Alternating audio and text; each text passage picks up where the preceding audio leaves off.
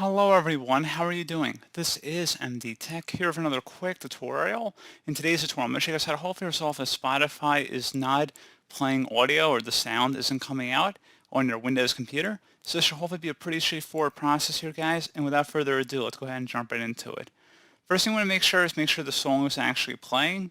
So in the media player, make sure that it's not paused and that the video is playing, and the little audio icon. And then you also want to make sure that the system volume is also turned on as well. Something else you want to try here as well, if you open up the search menu, type in troubleshoot.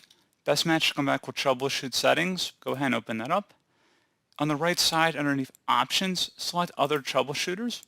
And then underneath most frequent, select the playing audio troubleshooter and the run button. And I recommend following along with any of the on-screen prompts here. And then you just would select next to continue on. And then hopefully that'd be able to resolve the problem as well. You may also want to try running Spotify as an administrator. So if you have a desktop shortcut, you could right click on it and then run as administrator, or through the search menu, go ahead and try running it as an administrator and see if that potentially provides a workaround for you as well.